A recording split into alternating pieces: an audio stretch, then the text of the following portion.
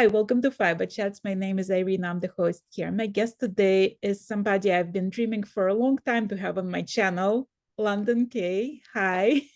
Hi, how are you?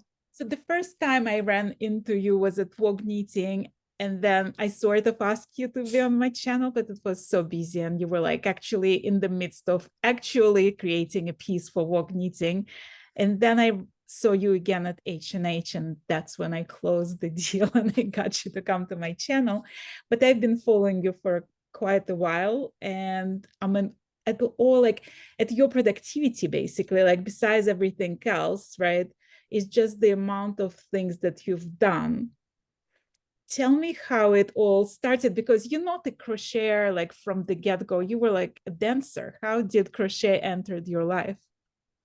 Yeah, I have been crocheting since I was 13. I just learned from a family friend on a whim and I really enjoyed it, but I grew up dancing. I loved like running around, doing gymnastics, being active. And when I was in ninth grade, I actually broke my back and I had to stop dancing for a year. And crocheting was something I could do while I was healing and still be active, at least with my arms. And it was a way for me to stay connected with friends at my dance studio. I would make them scarves, and friends at school. I made a little like sample book and people would pick out all their colors they wanted. And I would make scarves. You were selling those in high school, right? You were like a businesswoman from get-go. Yeah, because of my dance studio, we would do the Nutcracker every year. And because I wasn't dancing and I was crocheting, they're like, do you want to have a booth at our Nutcracker Tea is what it was called. And it was like a fundraiser. And they gave me a booth and I made different scarves, like red and white scarf for the candy cane dance and a purple scarf for the sugar plum fairy. And everybody loved them. So from there, that kind of like planted a seed that I could sell my scarves, and I took them to local shops and got them into some boutiques, and I sold so many scarves. By the time I was 16, I bought my car. Well, a lot of people, like when I talk to crocheters or knitters, they have real trouble pricing their work because it's something like people just say, well, you do it anyway, you enjoy doing it, why should I pay you, right? There's this expectation that since it's a hobby, it's something that you do on the side and it's not going to get as much as like if you would have a regular job. What was your approach to that? Like when you were getting your first scarf sold or when you were getting your first gigs, how were you pricing it? Well, I sold my first scarf for $2. So I didn't start out strong. But as I kept going with my scarves, I raised the price to like $20, maybe like two for 35. But that was like early on, and I didn't even know really what I was doing, but it is hard, especially taking like the things you make to like a street fair or a flea market and trying to sell things there. People always want a good deal. And I would always leave so upset because they don't really understand how long it takes to make things. And I never left fulfilled. So that's kind of why I pivoted into working for different brands and companies, making these large scale art installations because it was very unique. Not many people did it. And I could price things out in a way that I felt like was fair to compensate me for my time. And then also I hire a lot of crocheters to work on these projects. So I also need to make sure I'm compensating them correctly too. Well, let's talk about the first larger sort of industrial size gig, right? How did that start? Like what gave you idea of yarn bombing? Well, I was working at the Apple store after college. I kind of put the crochet hook down once my back healed. I went back to dancing. I went to college for dance and I went to NYU in New York City. And after I graduated, I got a job working at the Apple store, selling computers and phones. And about 2 years in, I started getting kind of burnt out. I didn't want to leave because I really liked having a steady paycheck. So I decided to just do some like self work, and I started making lists of all the things I love to do. And crocheting was on the top of the list. And it was almost like a magical moment. This fiber artist named Oleg walked in and she was wearing the most crazy crocheted outfit, bag, whole nine. And as soon as she left the store, I Googled her name, and that's how I discovered yarn bombing. And this was in 2013. And back then it was a lot of wrapping things. So wrapping trees. And I was like, oh, I could take a scarf that I made and wrap it around a tree and yarn bomb. And that will make people smile. I always loved street art. I loved how it changes. I like how it's very like in the moment. You're walking down the street and see something and it brings this unexpected joy. And I thought it'd be really fun to get to be a part of that world.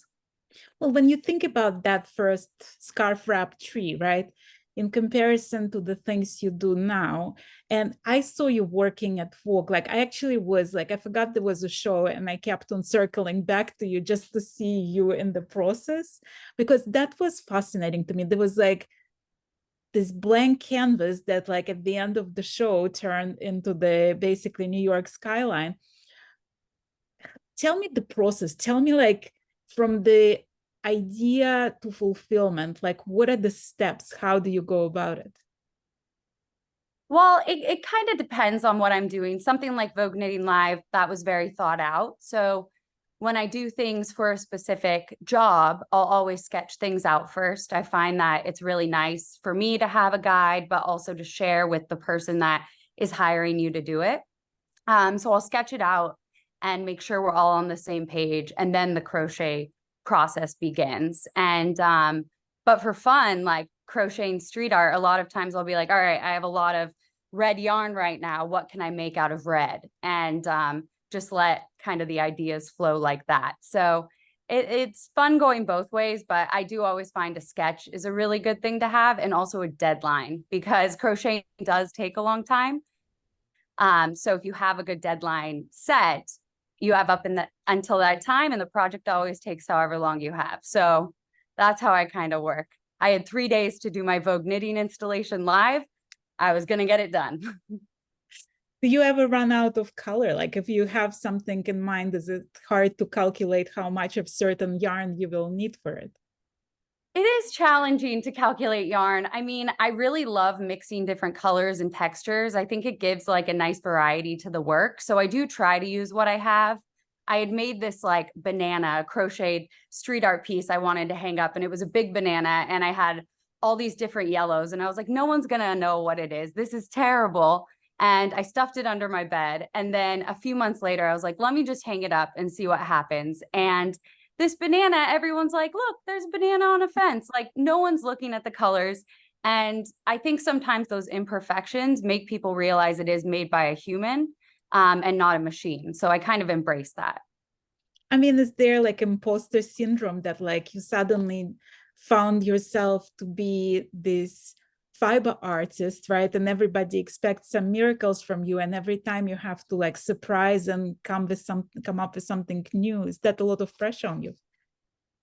I've always been kind of competitive. Like I do enjoy a challenge, and yes, sometimes there's a lot of pressure because there aren't many people that do this as their job. So I don't have like a clear, playbook to follow. So anytime when those hard times come, I really feel like I grow from them after. Maybe it's a little cliche to say that, but so many times it's like I had to crochet this bus for a Gap commercial, and I had never crocheted a vehicle before.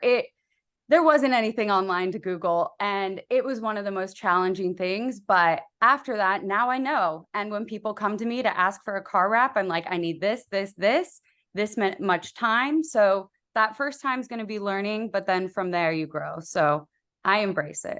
Well, let's talk about that bus, because I've heard that story, and there was like some wrapping of the bus involved before you could even crochet all the pieces of the bus.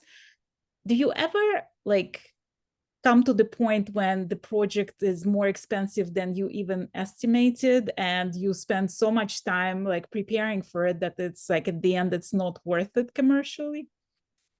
Well, I always feel like it is worth it in the end, because of so much is about just getting your name out there, doing things that are different and staying current and relevant. So for that sake, it's always worth it. But I do spend a lot of time before it going through trying to figure out exactly what it's going to cost. But yeah, sometimes I end up not earning as much as I would like, but that's all right.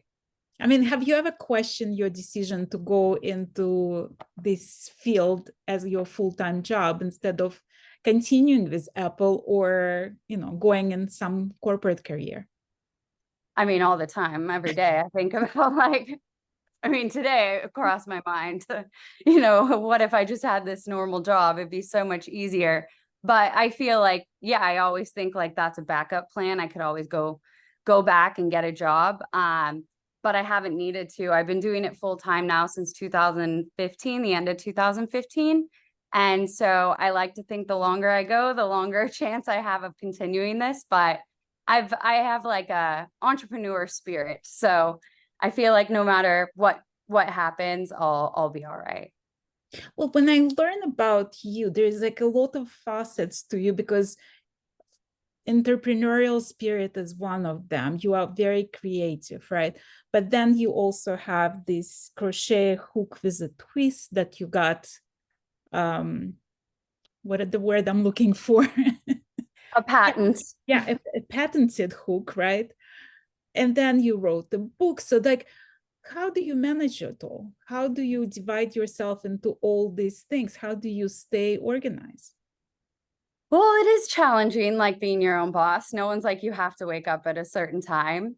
But by doing this full time, it does allow me to fill my days with just crocheting and just any kind of avenue that shoots out from that. So I have a bad tendency to like, oh, whatever job that's taking all my attention, but things go in waves and they go up and down. So when I kind of have some downtime, I don't just like sit around and twiddle my thumbs. I'm either, thinking of a new way to make the crochet world cooler, or yarn bombing, or just hustling always. Well, I mean, when you do this for a living, right? Yes. You sort of lose this artistic freedom of just going and yarn bombing when you feel like it, because you have gigs, you have to fulfill your obligations. Do you miss that time when you were just wrapping the tree with your scarf? I definitely do. Like I said, it was 2013 and social media wasn't what it is now. Instagram had really just started.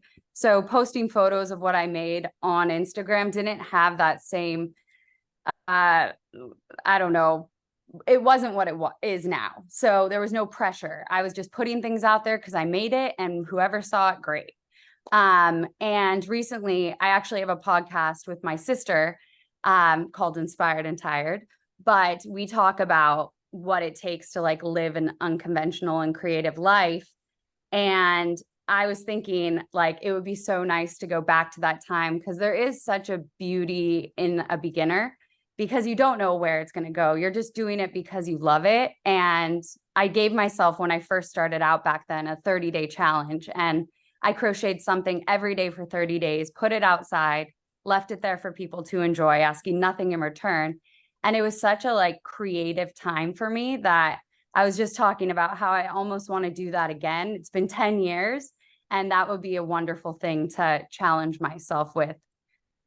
Do you think you would be lost? Like if, let's say today you would get a grant for a year to do whatever the heck you want, right? And like you didn't have anything scheduled and you had all the time and all the yarn in your hands.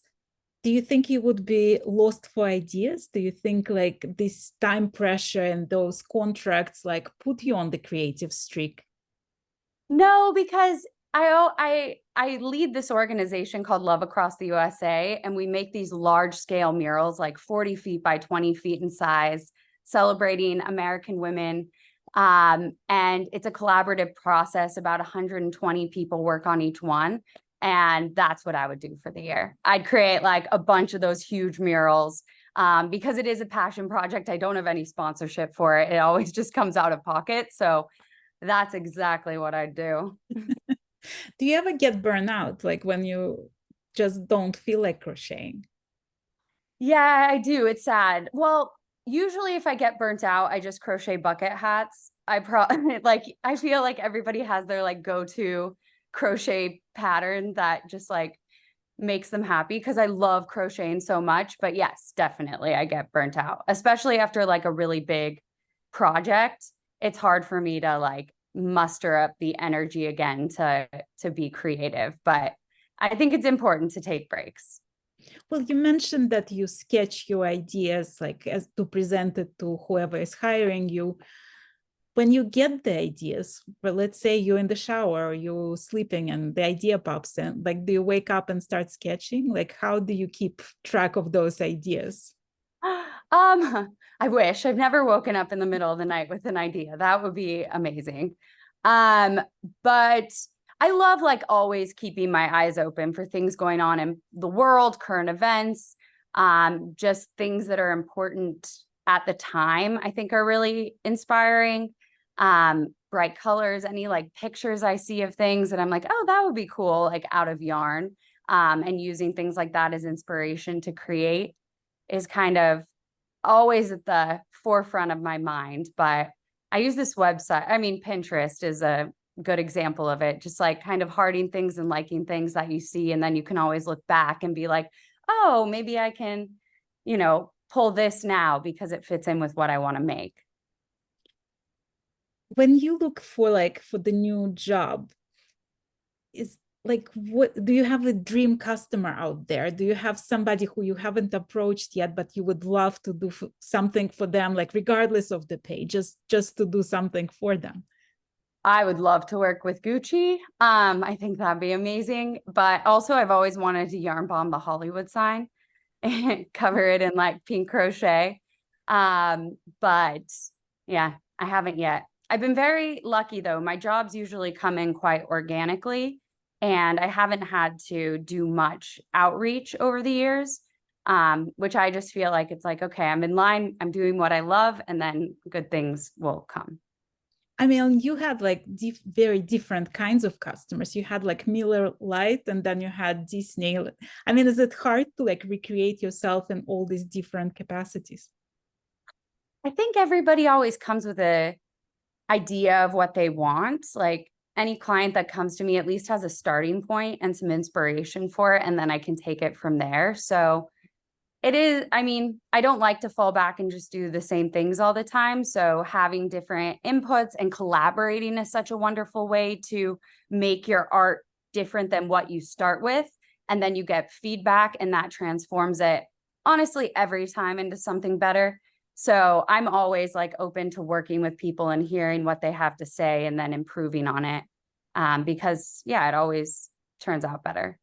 Right. Well, let's talk about this hook that you like briefly showed. Sure. Tell me, why did you have to create and patent the hook? Like, what was so special about this particular hook, and like what inspired this idea? It started when I got the job doing a crocheted billboard for Miller Lite beer. It was going up in Times Square. I had 3 weeks to get it done. And it was the first time I had to reach out to people in the crochet community to help me make it, because there's no way one person can do that on their own. So when I was giving people the yarn, a lot of people don't use a big crochet hook. It's a 20 millimeter crochet hook. And so I was having to buy them for people, and there just weren't good ones out on the market. They were very bulky, they were heavy, they hurt your arm.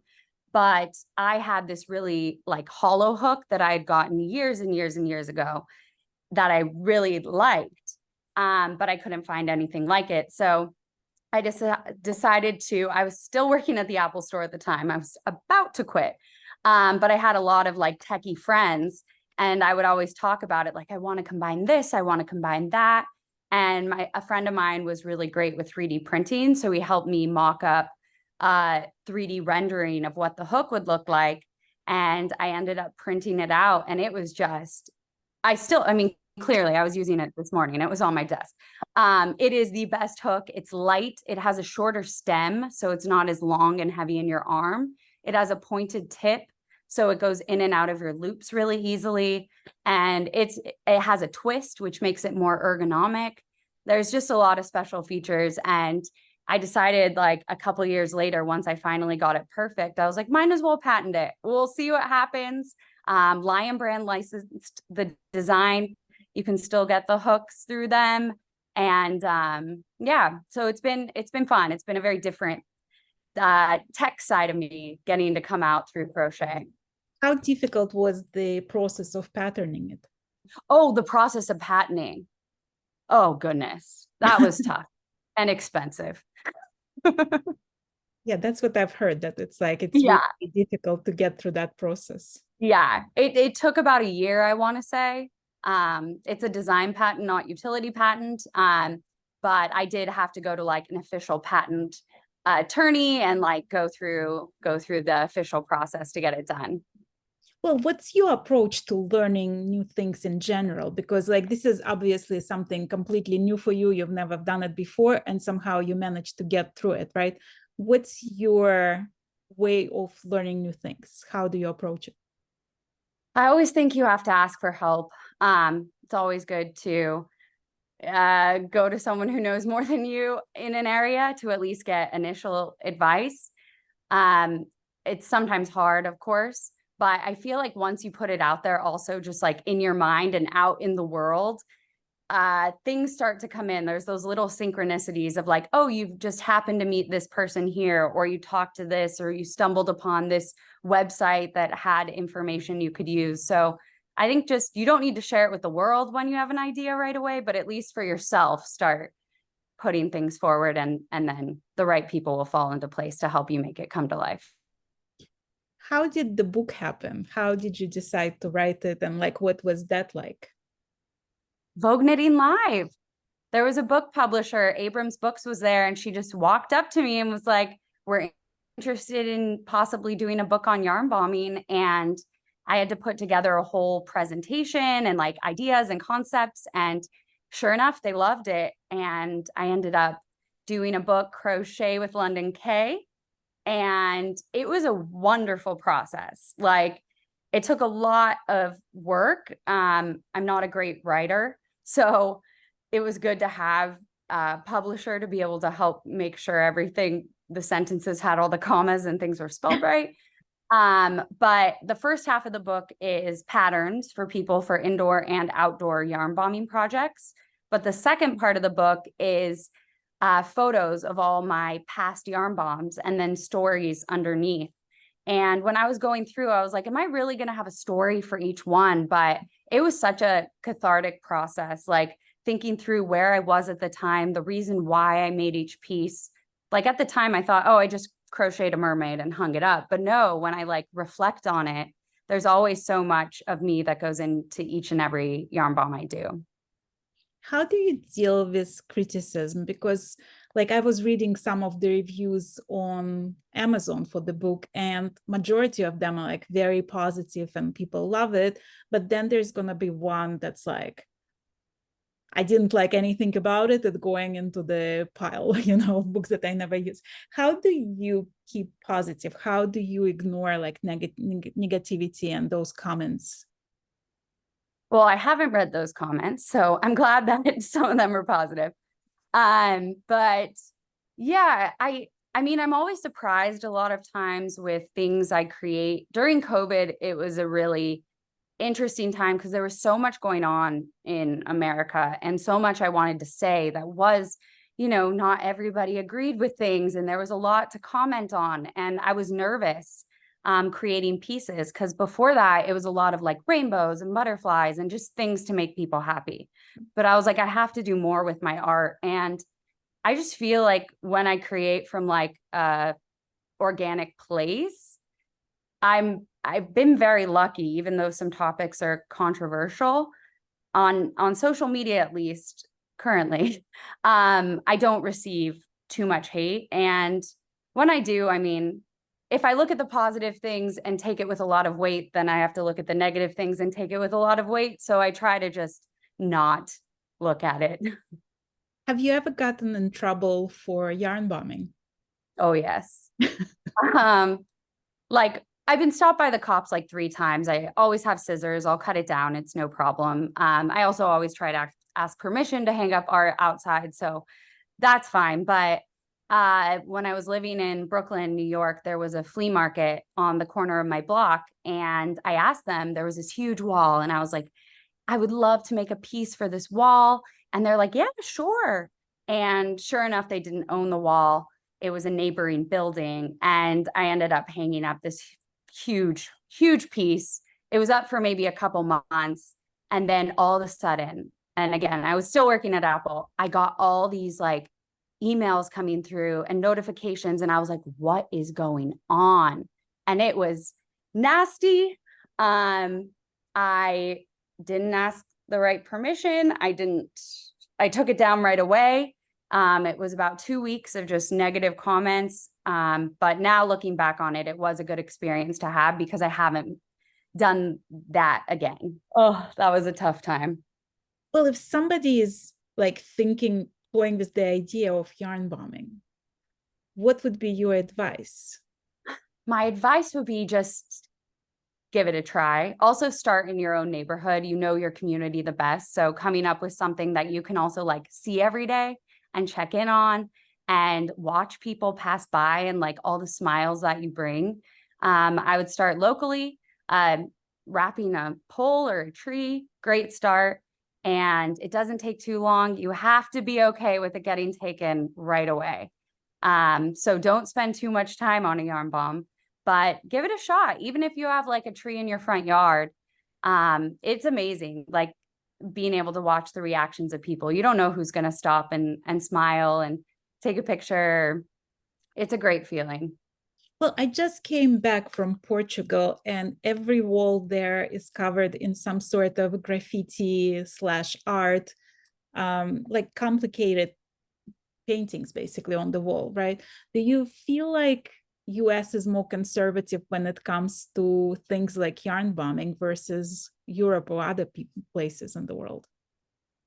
I think yarn bombing's still getting popular. Like I still think it has a ways to go. So I don't know. Around the world, I've seen yarn bombing, which is great. You can see it all over. Everyone loves to crochet all over the world. So it is around, but I wouldn't say like any particular place has more than, I mean, here in LA, we probably have the most out of anywhere because of me. But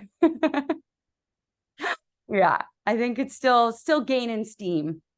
Well, you meeting all the other yarn bombers, is that a sort of like collaborative environment? Is it a competition? Like, how do you see all those other artists that out there? I mean, honestly, I kind of try not to follow them so closely because I want to make sure my work is my own.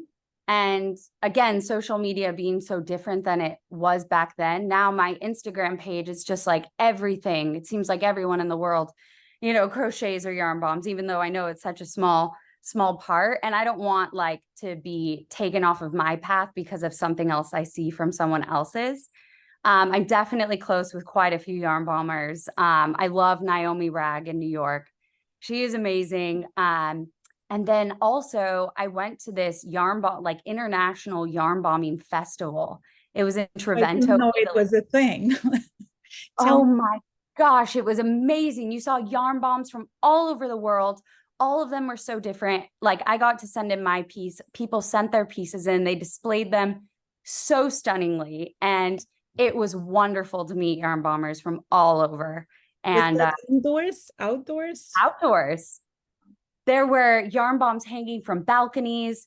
There were pieces just hung up in the most beautiful spots, and people were out crocheting all day. And it was just so much fun. Are you surprised by the reception of your pieces? Like when people come to you at the festivals, right? Like when you were at Vogue Knitting or when you were at H&H and everybody wants to talk to you and everybody wants to take a picture of you. Does that surprise you, like that celebrity feeling? Oh my gosh, of course. I still don't know. No celebrity over here. Ideally, my work is known and then people just connect me with it. I'm definitely like more of a introvert and shyer person. So it does take me out of my comfort zone, but it's very flattering. I love that my yarn bombing is able to connect with so many people, even if they don't yarn bomb. Right. Do you have a specific piece that you, let's say like 100 years from now, somebody is going to find one piece that is left behind that you want that to be that piece? Oh, that's a good question. Well, a piece of mine went missing. I hung up 12 different girls wearing outfits from Vogue covers starting in 1910 through modern day. I hung them up on International Women's Day in Soho in New York City. And I was planning that I never do this, but I was going to go and take them down because I spent so much time on it. I wanted to find like a very special place for them. I went back a few hours later and they were all gone, even the tag. So I personally would love to find that one in 100 years. I'd love to know what happened to it. But that's a hard question. That's my answer for now. It's probably not the one. But yeah, it was a special one. Was there one that you like gasped when you were being asked that like, oh my God, I can't believe this is happening kind of moment? Well, last year, I did a whole campaign for the Hallmark Channel. Their whole theme was crochet. And that was an amazing experience, like getting to work with a company that's so big on an entire marketing campaign, from a crochet double-decker bus to 8 cars to another just crochet car they threw in to decorating a whole Hilton hotel suite. I'm missing a lot. Props for their advertising campaign, a pattern with Warm Up America that we did where I made like a pattern that then people crocheted or knit and sent squares in, and they made blankets for people that are experiencing homelessness. And there was just so many elements to it. And it was a billboard. I did a billboard for them. This was all in a matter of like months. So that one was wild, and so many learns. But yes, I left that being like, oh my gosh, how did I do that? But I've grown from it. So I'm ready for the next one. Well, let's talk about the community, because you mentioned that some of these things are impossible without other crocheters, right?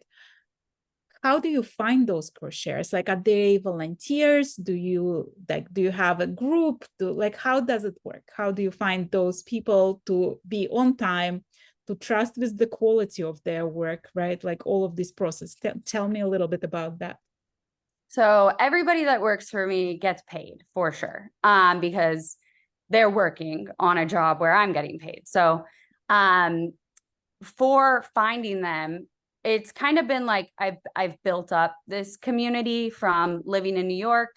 And honestly, social media has been great. When I have a big project, I'll put out a big call, and whoever's name comes in, I save it. I have a big Google document going with all their names, locations, phone numbers, like information. So when things do come up, no matter where it is, I have people to call on. But here in LA, I moved back here maybe like 4.5 years ago, and I have about 60 crocheters here that I can call on if I need. Sometimes it's 2, sometimes it's 50. And everything I do, it's very simple, mainly single crochet stitches. So nothing is that complicated. So when I delegate things out, everybody has, exactly what they need to make, all the yarn that they need, the hook they need. And I break it up into very manageable pieces. I check in, I stay positive, I keep things fun and light. And I've never had an issue where someone hasn't, knock on wood, but someone hasn't followed through or not been able to perform up to snuff. Have there ever been any disasters that you couldn't avert or hardly averted? There really haven't.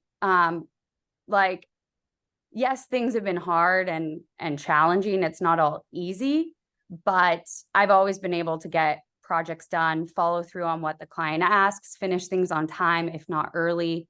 I'm definitely a very organized person. So I just plan, and I plan for things to not go well. So then I can pick up the pieces if I need to. There's definitely nights where I can't sleep. Not very many, but if I have to stay up all night to get a job done, I will. Well, when we started the conversation, you mentioned the injury that you had as a dancer. You're working with huge pieces, big hook, heavy materials. Do your hands hurt? Do you ever get the crochet elbow or whatever? There's been a couple times where my hands have hurt and I just take a little bit, like maybe a few days off and I'll be okay. But I tell myself, I read once that crocheting offsets arthritis and they encourage it for people that have things going on with their hands. So I'm just hoping that I'm just offsetting any hand trouble that'll come my way. Also, my fiance gives lovely wrist massages. Well, tell me about your day. Like, describe me your day. You wake up in the morning, do you crochet and then it's just one more row and one more row and then the day is gone? Like, how does it go? How much time do you actually crochet a day? Well, that's a dream day. A dream day is getting to crochet for 12 hours and like put on some trashy television show and just go. But it doesn't happen very much. I mean, today I'm working on a job for Michael's where I'm doing a yarn bomb for them. So I was out yarn bombing earlier, editing a little video together, chatting with you. After this, I have a few more Zoom calls, emails.